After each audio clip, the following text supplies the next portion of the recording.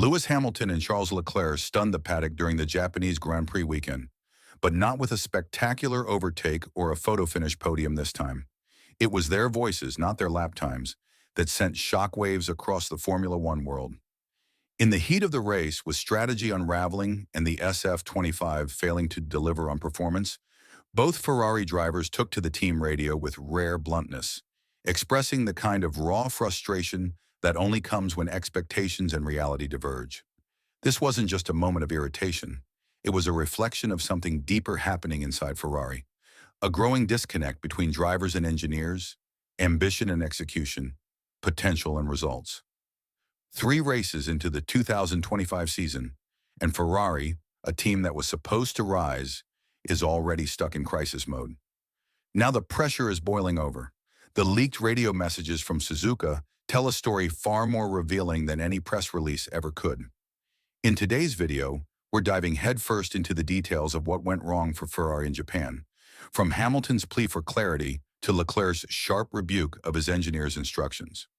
We'll unpack every word of the now infamous exchanges, the performance deficit that triggered them, and how these incidents are feeding a growing narrative that Ferrari is once again losing its way.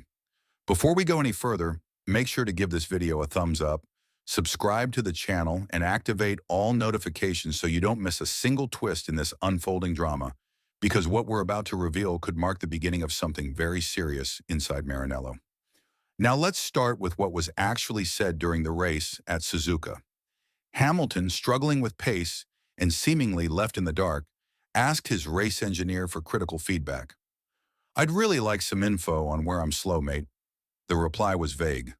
Turns 8, 9, 13, and 14. But Hamilton wasn't satisfied. He pushed back. "Okay, but how much?" "Let me know." His tone was composed but clearly frustrated. This wasn't about blaming the team. It was about not having the tools to fight. In parallel, Charles Leclerc was engaged in his own battle, not with a rival car, but with his own garage. When given a directive to change a setting on his car's engine braking, Leclerc snapped back, "Yes, you've already told me. I don't do it for a reason." It was a rare moment of defiance from a driver known for his patience, and it was a clear sign that he felt the advice being given didn't reflect what was happening on track. These radio moments weren't isolated complaints. They were the latest in a pattern of issues plaguing Ferrari since the start of the season. After being disqualified in China due to excessive plank wear and suffering a disastrous showing in Australia, the team hoped to reset in Japan. But instead, Suzuka only highlighted the SF-25's limitations. The car continues to suffer from a narrow setup window, sensitivity to ride height, and a lack of downforce compared to Red Bull and McLaren. Different times have commented on unpredictable traction under acceleration, something that stems from a mismatch between mechanical grip and aerodynamic load. That instability doesn't just make the car harder to drive, it reduces confidence. And when drivers can't trust the rear end of the car, they can't extract performance in qualifying or manage tires effectively in a race.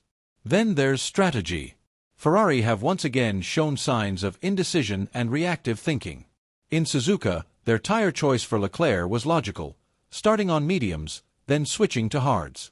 But there was no tactical aggression, no clever undercut, no attempt to split strategies to apply pressure to McLaren or Red Bull. Instead, they ran a conservative race and finished a distant 4th and 7th. For a team chasing podiums and victories, simply maximizing points feels more like damage limitation than ambition. And perhaps most concerning of all, the communication breakdown between pit wall and driver. The leaked radio messages between both Hamilton and Leclerc with their engineers weren't just awkward, they were revealing. Hamilton asking, "Where am I slow, mate?" followed by vague sector responses, and then having to press again, "Okay, but how much?" shows a lack of clarity.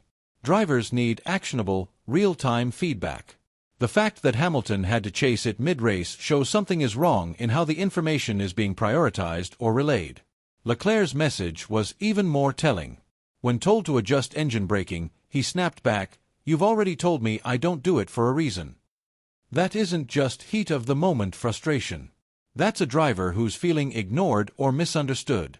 And when 2 world-class drivers, one a 7-time champion, the other Ferrari's longtime golden boy, Both seemed disconnected from their engineers on the same weekend. You have to wonder, where is the leadership?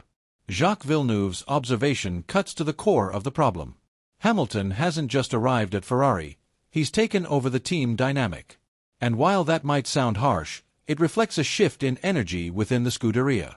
Hamilton commands attention.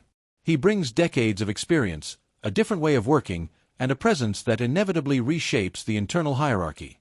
And if Leclerc senses that shift, as Naomi Schiff suggests, then we're not just looking at a technical or tactical issue, we're looking at a possible identity crisis inside Ferrari.